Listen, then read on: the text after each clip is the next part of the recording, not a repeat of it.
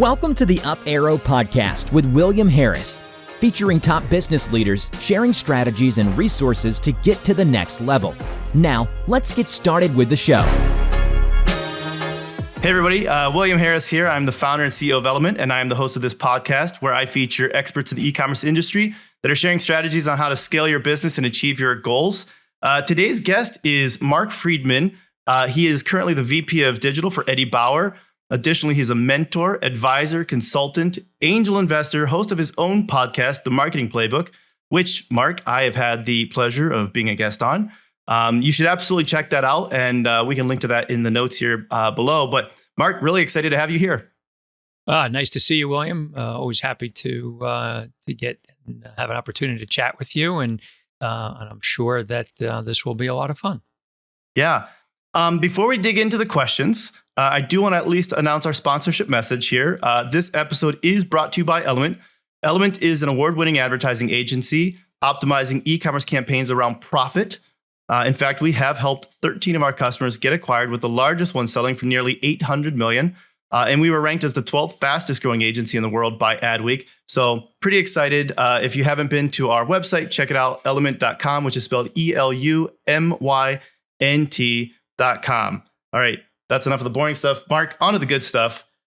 So you were, in addition to where you're at right now with Eddie Bauer, you were the CMO of Brooks Brothers. You were the president of e-commerce at Steve Madden. You've had an absolutely incredible career. And you got into e-commerce when it was still, small. And I think a lot of people don't realize this.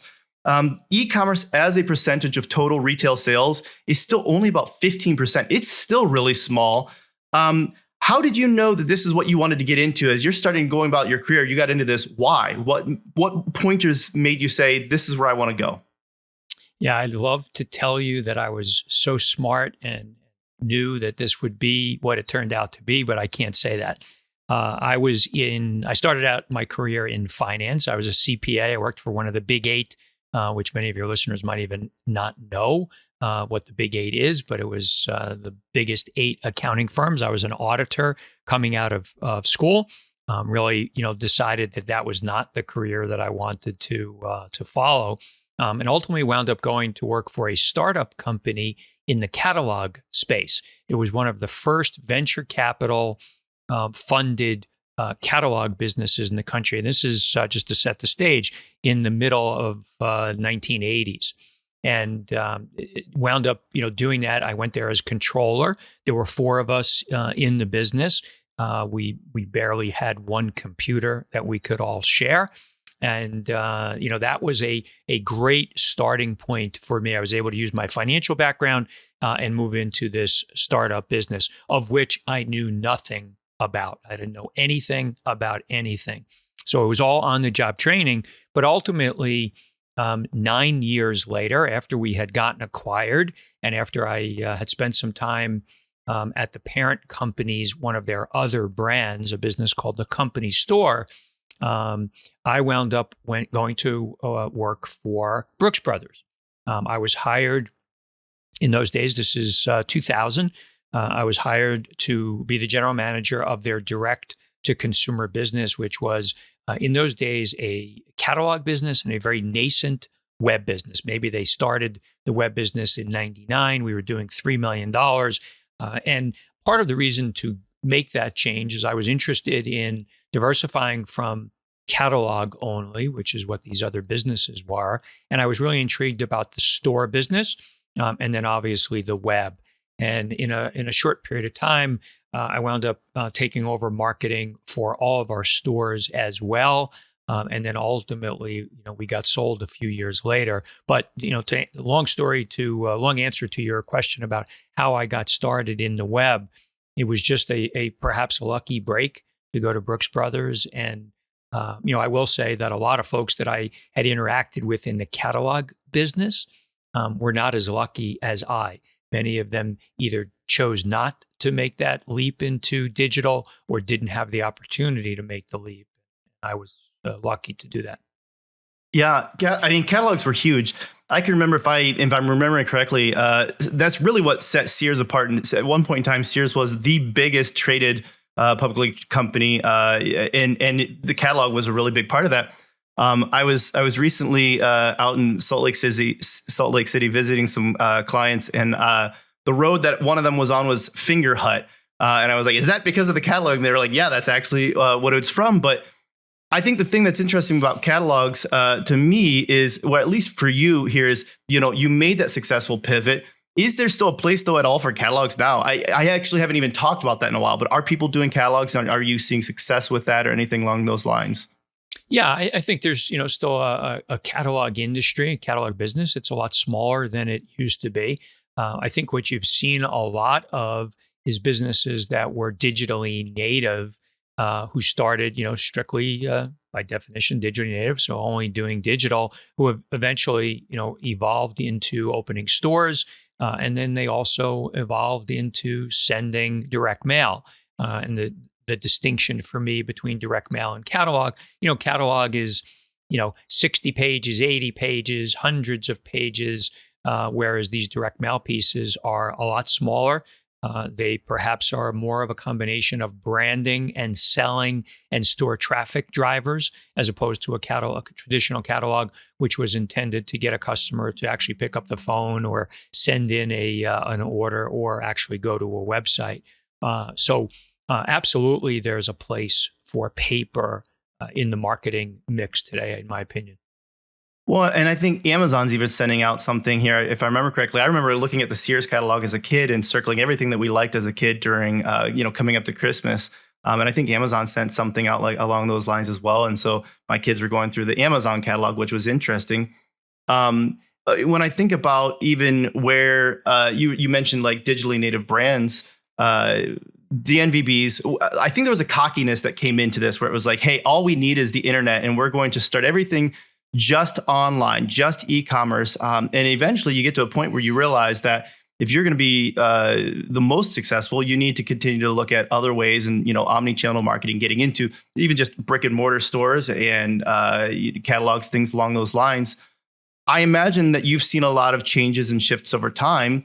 What are some of the big changes aside from catalogs? What are some of the other big changes that you've noticed in the e-commerce space? Well, I think a couple of things. First, there was a culture shift and a mentality shift. If you were a catalog person or if you were a store retail person, oftentimes you thought of the web as a cannibalization factor of your business, as opposed to something that just gave a customer another opportunity, another way to shop with you. And I think the brands that were that had early success with digital were the ones that were able to stimulate the culture and say, look, to some degree, we need to cannibalize ourselves before somebody else cannibalizes us. But I sat through many a meeting trying to explain to folks that, having a multi-channel approach, omnichannel, call it what you want, giving the customer the opportunity to shop with you as many different ways as they may want to, was certainly, the way forward. And in the old days of catalog, somebody that was a multi-channel shopper, and in those days, channel was defined as somebody that bought out of a catalog and somebody that bought over the phone, and through the mail. Those were your best shoppers. They were multi-channel. They were multi-buyers. Fast forward to when maybe you're a retailer that's got catalog, web, stores. Somebody that is a multi-channel, a store shopper and a digital shopper, is also going to have the greatest lifetime value and be among your best customers. Certainly better than somebody who's only buying out of one channel. I love that you brought up lifetime value with that, because I feel like, one of the things that you and I talked a lot about at previous things that we've done together here is lifetime value. And a lot of times I feel like we are short-sighted in the e-commerce space oftentimes when it comes to lifetime value, or at least a lot of brands are, and they're looking at things based on how can I be, profitable on, first transaction or something along those lines. And they're missing that key component. How do you get into really understanding lifetime value when you're looking at it from a complete omni-channel perspective, where you've got brick and mortar, you've got, the e-commerce store, you've got your Amazon store and things along those lines? Yeah, certainly not easy. One of the things you've seen, and I talk about on my show, is, the devil's in the details. And, truly, not so easy to have a centralized database, call it a data lake, call it a data warehouse, call it a CDP, a consumer data platform, whatever it is. You need to have all of your data in one accessible tool so that you can see Mark Friedman, the customer who's buying across the various channels. Once you can stitch that together, and I say stitch intentionally because, as time has progressed, you asked me what changes, I've seen. Let me digress for a second. The complexities of knowing who is shopping with you has changed dramatically over time. In the old days, if you were buying in the catalog, for the most part, customer called up or wrote in a mail order, and they used the source code. The source code, if you were a customer, identified who you were, and you didn't have any stitching together. You knew that it was Mark Friedman who placed that order. Fast forward to where we are today, think about the number of ways that people can engage, not only the channels, but the devices. Think of the way customers shop today digitally. They get an email, they go to a website on a mobile device, they shop around a little bit. Maybe later that day, they go to their desktop. They don't quite want to buy yet, so they go out to an affiliate website. So you've got all these different tactics, all these different ways of talking. And in order to best understand who the customer was and where the most efficient use of your marketing dollars was, you need to stitch all of this data together, and you need to have a place to put it. And oh, by the way, you've got to have tools to allow you to access that data, and you need to have some smart people help you to interpret what all of that means so that you can, figure out where to spend your dollars more efficiently. And, look, that's how we worked with you. How do we, leverage agencies or even internal teams to be able to do things like that? And so, when it comes to figuring out that data, I feel like there's a lot of people that say that they're data driven, and then you get down into it and they can't be data driven because there's this source that says this, there's another source that says this, and that source is actually just wrong. This source has completely opposite of what that source says. And I feel like there's a lot of paralysis right now for people to even just know, what should I do? What tools have you found to be helpful for you? Knowing that no tool is perfect, but at least the ones that you're like, these are the ones that I enjoy looking at and using.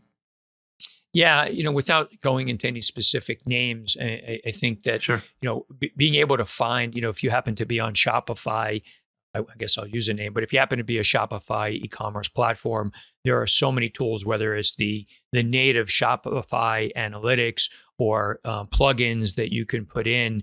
They're actually pretty sophisticated and they're very user-friendly. And the visualization that you get from them is actually pretty good. So being able to see, a cohort of, by month, how many new customers did I acquire?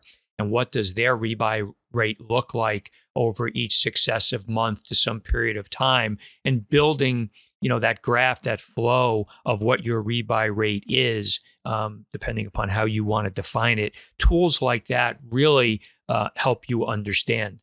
You could be a simple GA shop, Google Analytics shop, whether it be free or you could pay for it. And in tools like that, they also have good visualization. They also, what I like about it, I always like to steer away from what I call the A word, attribution, because we could spend hours talking about attribution and nobody ever wants to talk about it. But, that's really one of the most important things you could be doing. We talked about lifetime value, but being able to understand where your marketing dollar went to driving a customer. How, was it dollars you spent with Meta? Was it dollars you spent with Google? Was it dollars you spent with some kind of affiliate?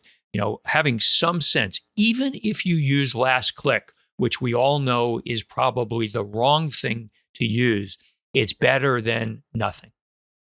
Yeah. And I'm glad you called that out too, because I feel like you have to have something. You have to have something that you're going to go. And if it's last click, that's fine. But then how do you decide whether or not that's even accurate from some type, or what else went into it, right? There are 15 touches that went into it, and then you get to that last click.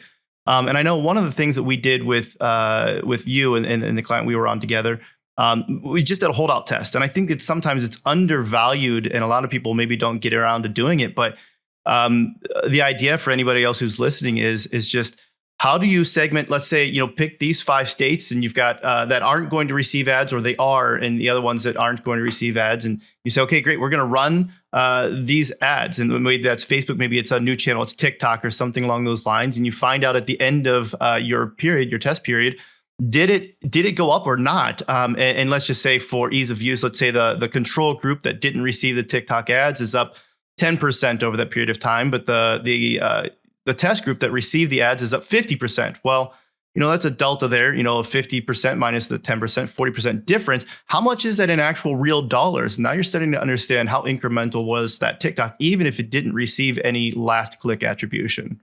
Yeah, those kinds of analyses are tough because there's, not to say that you shouldn't do it, there's just a lot of noise that goes on.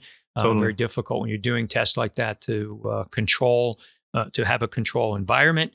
And then, also, frankly, depending upon, the test that you're doing, we've been involved in a number of tests around spend on brand terms. If you do that test and try to measure the incrementality of spending in brand, spending to a certain level of impression share, to do that test right, you've got to hold out some people or some regions, and you're leaving money on the table. And we all know that, or we should all know that brand spend is the most efficient spend that you can have. So, but from a perspective of holdout and analytics, super important to do that. Yeah, well, and on the brand side, I appreciate that you called that out. A lot of times, I think people forget that in addition to just bidding on your brand terms, you're able to show different site links. You're able to have a lot more control over the creative of what shows up for you versus, if you just leave that up to Google's, willy-nilly decision on what it wants to show for you when somebody searches for you. And so there's even just an increase in the conversion rate that you can have by even making sure that your ad shows up there, even if you're already number one organically for your own brand term. I want to dig into some of the things because, in addition to right now being the VP of digital over there at Eddie Bauer, I know that you've done a lot of consulting over the years as well. And so, you've seen a lot of different stores. What are some of the things that you see as common themes that just the general e-commerce company runs into, roadblocks or stumbling blocks or things that you have to help them through? Yeah, I don't look at myself as a traditional consultant. I really, I'm an operator. I didn't grow up, being a consultant. And frankly, the reason that I got into consulting is because I lost my job. And, I'm not the stay-at-home kind of, lay on the couch, kind of guy. One of the things that I have found very interesting, whether it was businesses that I was working in as an employee or consulting, this is a common theme. Everybody thinks that what they do sucks and that everybody else, all the other businesses, have figured it out. The fact is that everybody sucks a little bit. And in some cases, some of us suck a lot. So I think getting past the fact that, you're the only business that's not doing it right is a real important thing to do. Oftentimes when I work in businesses, they don't have enough financial acumen. So they don't understand the analytics of the P&L. Maybe it's not the analytics, but they don't understand the P&L well. I got my start, like I said, in finance. And I think one of the best ways to learn a business is through the P&L, because it causes you to learn how do you drive the sales all the way to cost of goods, all the expenses associated with driving the business down to the operating profit or the EBITDA or whatever you want to measure. So I think there's that, having people that are not as analytically inclined as you might like to have. I think the other thing is what we talked a little bit about, and it's this issue of media mix. How do I really know where I should be spending my marketing dollars? And one of the things I tell businesses, and now I'm telling myself, is if I don't know where I'm going to spend the next dollar of my ad spend, which tactic I'm going to use, then that means I really don't understand the return on the investment or the return on ad spend of all the other dollars that I'm doing. And you need to have a feel for that. Is the next best dollar spent on a direct mail program? Is it best spent in TikTok or in non-brand on Google or where? But you really, in order to manage these businesses, need to have that sensibility. And so many businesses really don't. Yeah, and there's a couple of points that you brought up that I want to make sure I touch on. One, on the EBITDA side, I think that I never worked at an agency before I started this agency, and so I remember hearing people say, oh, the agency doesn't understand our business. I would hear that from people in other circles, and I realized I think what they really meant was they don't understand business. They don't understand what a P&L is and how to make sure that what they're doing is actually impacting what really matters to the business. And I can remember there was a time when that's something that we've actually worked with on our team. And so every one of our strategists works within P&Ls, and not every client shares them, but we at least have something that's at least analogous to it usually.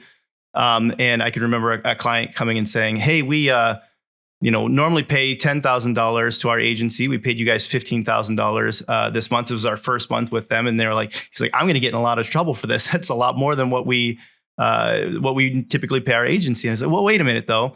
We were able to spend $200,000 more than you had previously been able to do. And as a result, you made this revenue minus your cost of goods sold, minus your overhead, minus the ad spend, minus the agency fee, minus the returns cost. And you've got $800,000 more profit month over month too. Is that okay? And he was like, well, yeah, I guess that's okay. That's a good thing. And I was like, well, that's the way we'd like to look at it. But it is, I think there's a big lack of people, oftentimes marketing and finance kind of just meeting together and understanding each other in the terms and where they're at. So I'm glad you called that out. The other thing that you called out, the idea that I like here, is knowing which dollar and where to put it as far as whether or not it's in the right place. And I feel like a lot of times I see people who maybe are attracted to the shiny new object. And oftentimes the next best place to put that dollar is something that you just haven't fully exploited. How often do you see that being the case? Yeah, I think you see it, almost in every engagement or every business to some degree. I think the other part of this, that we haven't touched on yet, it really depends upon the kind of the business that you're in, and the tolerances and what you're trying to accomplish, right? So, for those people that are listening may not be as savvy as you are.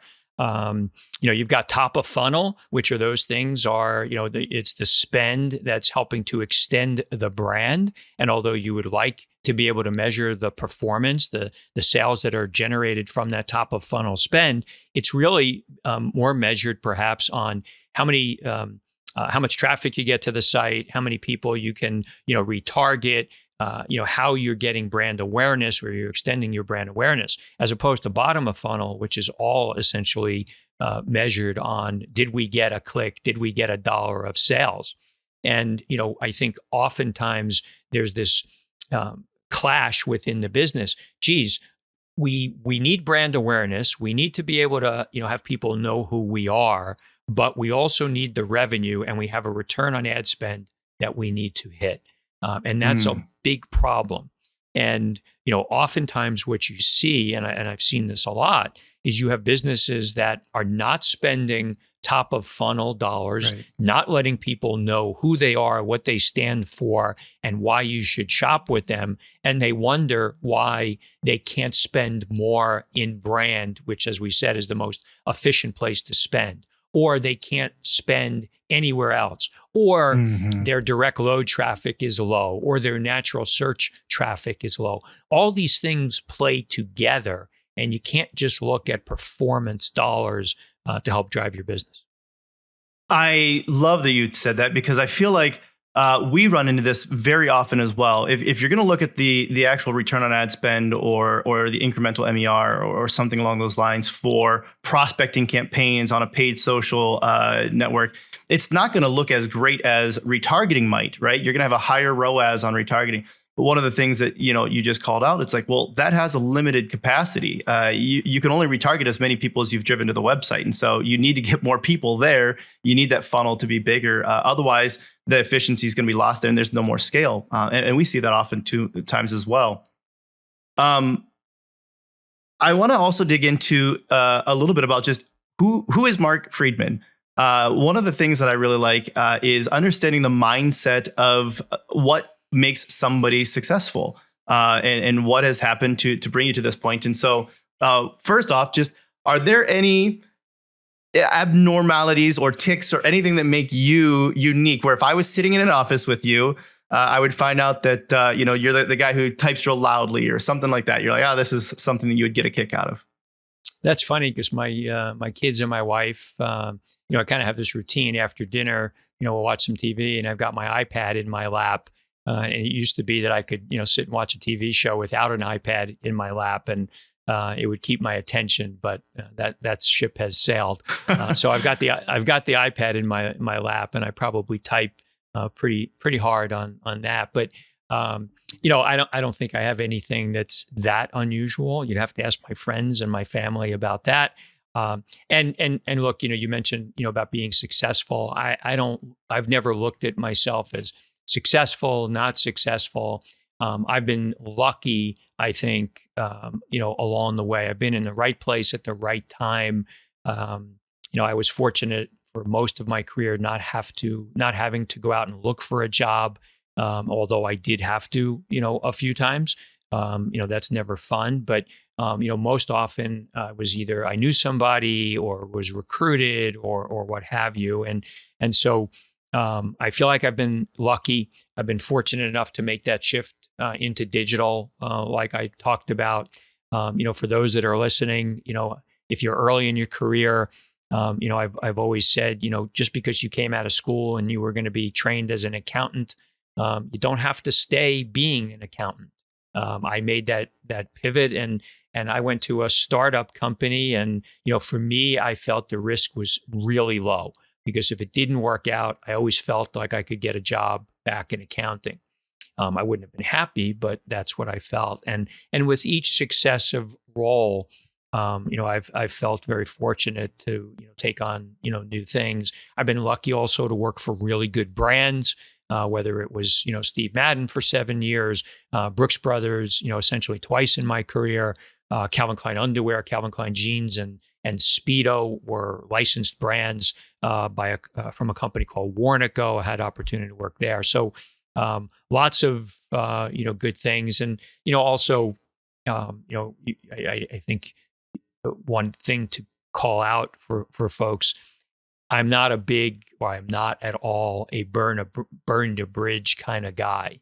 I've always tried to be a good networker because you never know what's going to happen. And in fact, twice in my career, I wound up working for the same person twice.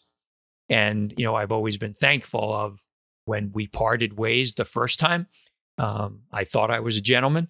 And obviously, by virtue of the fact that they hired me again, or came in on top of me, you do the right, try to do the right thing. It was a very wholesome answer. I appreciate it. Very, very, very good too. But I would say, let's say imposter syndrome aside, you've done great work repeatedly. And so you go beyond luck when you say, okay, sure, first time lucky, second time, third time, fourth time.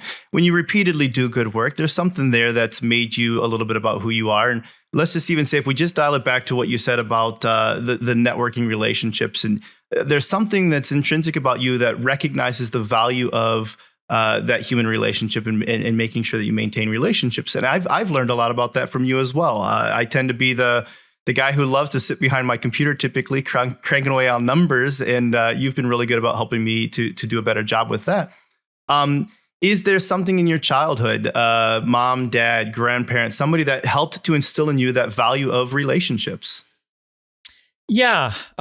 It's funny in my show, we talk about the first story, and, because I have found, especially for entrepreneurs, there really is something to the fact of how you're brought up and what you wind up doing. And, but my life is very different as an adult than it was as a child. I had, two parents. They were, great providers, and I have a sister. I grew up in Brooklyn, New York, where seemingly lots of people got their start. And, we were in a 4-story walk-up building.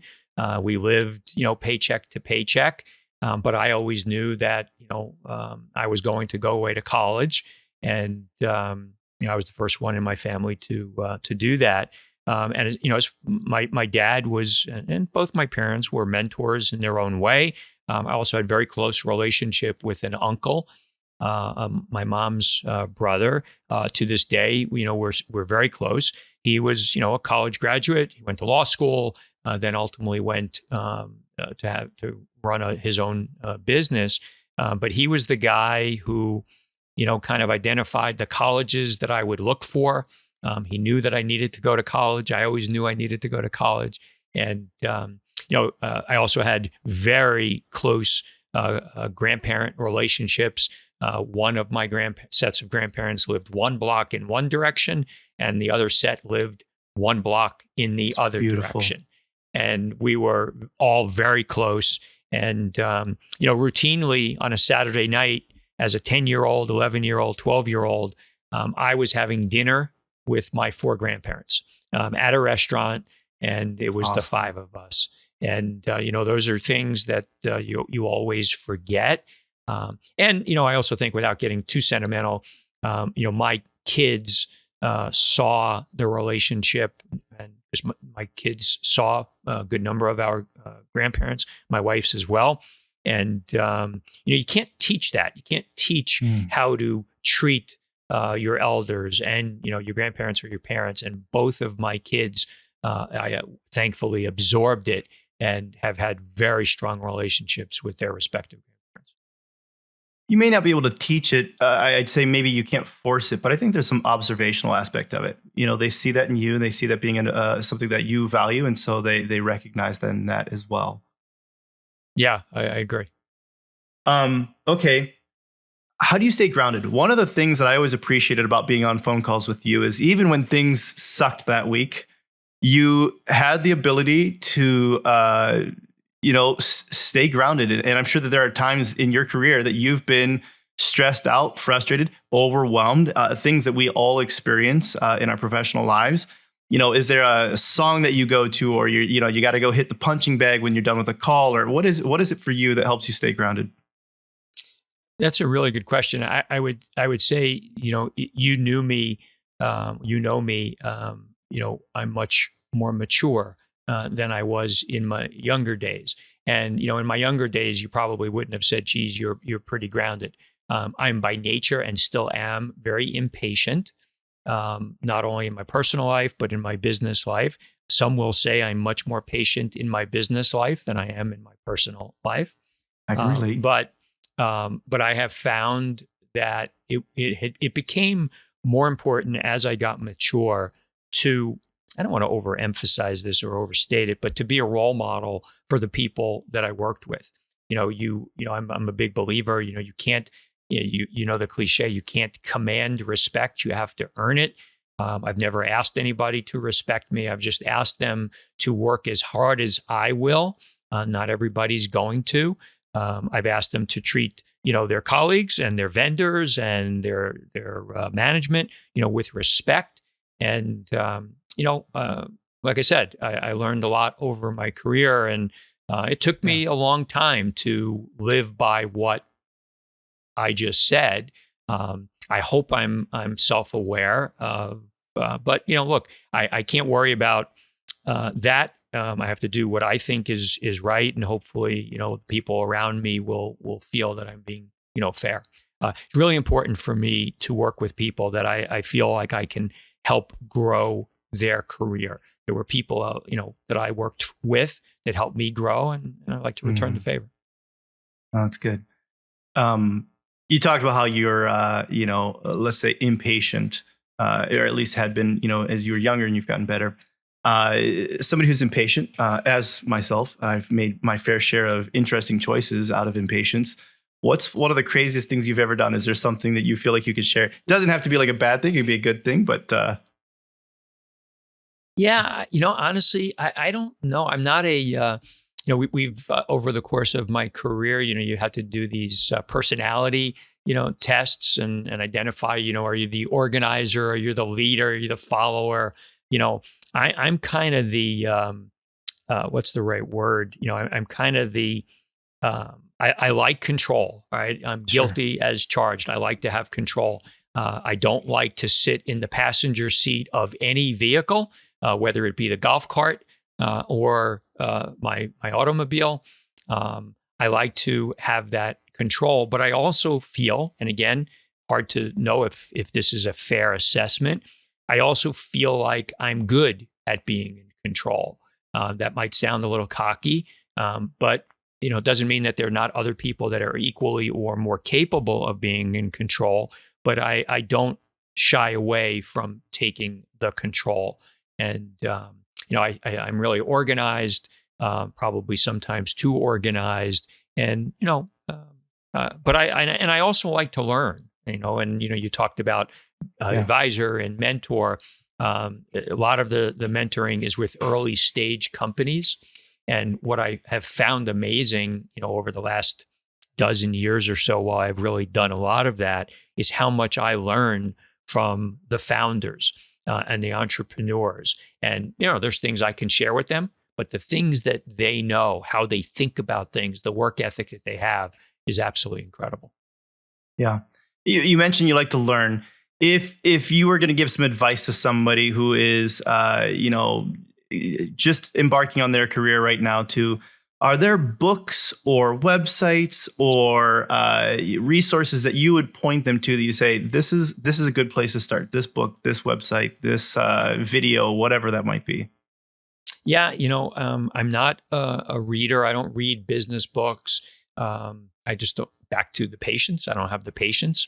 Sure. Much like I tried to meditate, to calm down. I couldn't wait till the meditation was over. 2 minutes in, I'm like, is it done yet? But that's my personality. Yeah.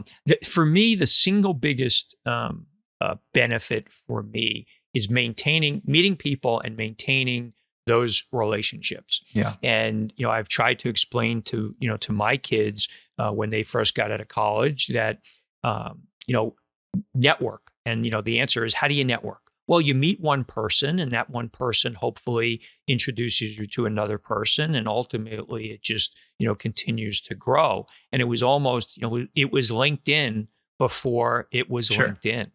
And, look, you said this. You and I worked together for, I don't know, maybe it was 8 or 9 months, and we've now known each other for 3 years, and way longer than we have not worked together Right. for a much longer period of time than we did. And part of what attracted me to staying friends with you, was your knowledge, but also the people that you surrounded yourself with. And this is, I'm sure you're okay with this, but this Yep. wasn't intended to be a commercial for Element. But I've worked with a lot of agencies, and an agency is only as good as the members of the agency. And when you work with large agencies, you can have a great account team, or you can have a terrible account team. You have I don't know how you want to call it, the size, but you have a team of people that I was always impressed with. And, that's what I try to surround myself with. I really appreciate that. You're welcome to keep going on that subject if you want. No, but okay. But we are coming to the end of this, and I do want to make sure if people want to reach out and connect with you and interact with you, what's the best way for them to follow you and stay in touch? Yeah, there's a few different ways. So, we talked about the Marketing Playbook podcast. You can listen to that, on Spotify or Apple Podcast, wherever you get your podcast. I've been lucky enough to do 75 shows so far, which is kind of incredible, even when I say that fast. And then also, I'm very active on LinkedIn, lots of connections. You can follow me there. And also my company website, detailsinteractive.com. Awesome. Thanks, Mark. I really appreciate you coming on the show here, sharing some of your knowledge with us. Yeah, it was nice to see you. Stay in touch, and happy to do this. Really enjoyed it. Yep. Everybody, thanks for tuning in, and we'll catch you next week. Thanks for listening to the Up Arrow podcast with William Harris. We'll see you again next time, and be sure to click subscribe to get future episodes.